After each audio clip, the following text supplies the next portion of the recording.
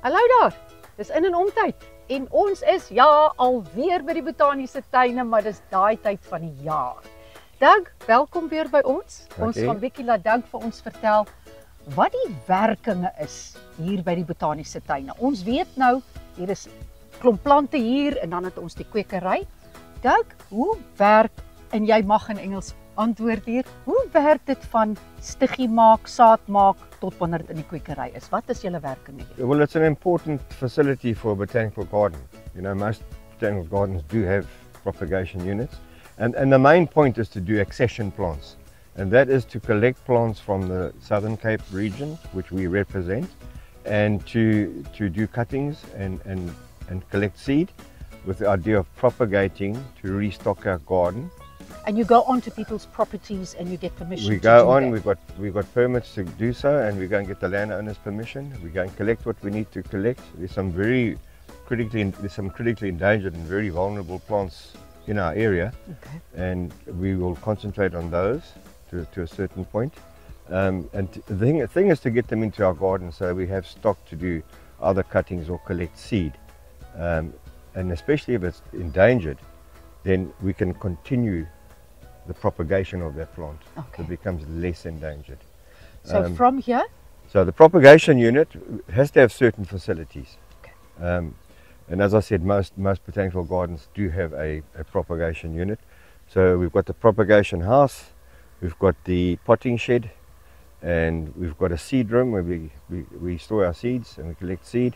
And then we've got the hardening off area, and where we're standing now is the production platform. these guys have Yeah, come so out we've- of those yeah. spaces and they're ready now for who?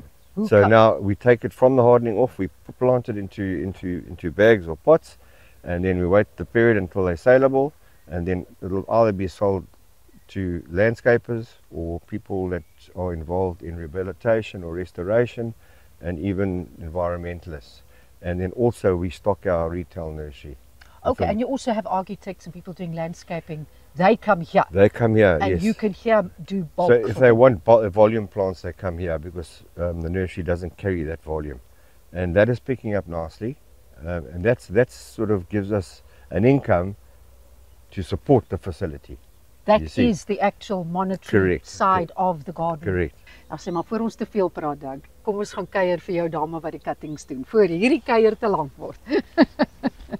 Maar dis baie interessant, Doug. Yes, it's nice that you're also saying that you've fallen in love with the fynbos, né? There is Yeah, just no, something if listen. you don't know it and Well, you it was suddenly it was in a challenge. It It was is a huge challenge, eh? It's a new challenge. Yeah. Now, I'm glad you said that because I'm also, I mean, I'm from the valleys, you know, and Cape was always, yeah. I mean, look at the size of those Erica's Ag, steggies. That's a steggie, eh? Ag, A stiggie. Rol jy, kyk net hierso. Dis nou wat hulle noem 'n stiggie. I mean, come on, daai mannetjie groei op sy eie. Wie gaan nou die tyd maak as julle om te na hierdie mannetjie om te sien? En dis ons fynbos. Hy het so ou minnetjies nodig om te kan groei, né? Is dit pragtig. En jy is? Maria Martens. Hallo Maria, gee my jou handjie skuld en baie welkom op in en om. Ons is bly jy kom vir ons jou tyd gee, né? Okay, dankie. Yeah, Maria's in charge of the facility, yeah? Okay. She's the head of propagation, Okay. and she's going to just show us how to do a cutting Lovely. of a protea. Dankie vir jou Ja, tyd, Maria. As okay. jy die pad vat daarso, dan wys jy vir ons waar is jou plekkie. Ons gaan sien hoe ons 'n protea gaan doen. Dis 'n protea, Ja, nie? dis 'n protea cutting. Wys vir my waar begin jy? Jy het hom nou sommer net gesny. Ek het hom nou net gesny, ja. Manier wat jy sny, skuinste, al daai triks Dan, en dan van nou af. Ja, en dis die protea nou by die protea kan jy altyd op die hart of sag genoeg is. En dan haal jy die blare af. Dis hoe jy die blare afhaal. En altyd los jy so 2 of 3 blare aan die protea vir die cutting. So jy gaan hom sny. So jy haal sy kop Op af. Ja, en die is ons al mooi hormoonpoeier. Waar ons die cutting insit as ons hom klaar gedoen het, Nou kyk wat 'n nommer het. jy. is daai nog goed nommer 2. Is nommer 2, so dis die Ja. een vir 'n bietjie harder, né? Ja, dis die Okay. gemiddelde een. Dan sny jy die cutting en sodra jy die cutting gesny moet jy hom in jou hormoonpoeier Dadelik insit. Ja, As hy bloei moet jy dit vang. Ja, jy moet hom eintlik vinnig weer. Okay. En dan is dit die sakkie wat jy in die fynbos maak. Dis 'n spesiale sakkie met dat is gaatjies in, né? die die cocoa peat en die perlite. Okay, dis daai goedjies wat so sag is. Ja, dit is waar ons die cutting is. En jy sit jou cutting in en jy druk hom vas. Lekker vas dat hy lekker stewig is. En jou sakkie, as jy jou sakkie vul met jou sakkie ook lekker stewig is, sodat jou plant stewig niks beweeg nie, jy wil nie nou vars lug hê daar inkom nie. Ja, dit is hoe hy sal lyk. En dan hoe lank staan hy nou so voordat jy kan sien hy het gevat, Maria? Hoe weet ons hy het gevat? Die kap is deurskynend. As jy wil sien of hy gevat het, dan haal jou sakkie uit, dan sal jy sien die roots. Hy maak roots, met hulle pak hom styf nou. Jy sien nie eintlik sy roots nie, jy los hom nou so. Jy sal die roots daar deur sien. Okay, nou lank omtrent 'n maand? Het vat altyd 'n maand tot 2 weke of 3 weke. 3 maande. 3 maande, dan weet ons nou ons het dit gemaak. Ja, en enige ou kan hierdie goed koop, enige plek, jy kan dit self doen. Ja, jy kan as jy vrou. Aldas het maar. So oulik. Wat het jy nog hier? So jy net vir ons die enetjie gebring, né? Ek het net die een gebring. En hierdie is wat, Maria? Dit is nou dis die cocoa peat en die stylus. Dis die bolletjies is nou dis so styrofoam bolletjies. Hy gee nou lig. Ja, en hy laat die water lekker drein. Die water sal nie vashou aan die protea nie. Ja. Dit is die meng van die cocoa peat. Maar met ander woorde, dis nie eers grond nie. Dis hy het net water nodig, die mannetjie. En dis waar mense dit baie keer mis. Jy sit hom in jou tuingrond. Maar dis te dig. Want daai klein worteltjies kan nie uit daai grond. En 'n mens leer op die swaar manier, ja. Daar sê. Nou maar Mariaatjie, dankie. Nou is nou hardloop almal hier in hulle tuin en sny hulle proteastukke. En die is 'n Erika. Ek sal nou nie omplant nie, maar ek wil net wys hoe ons ons Erika ook doen.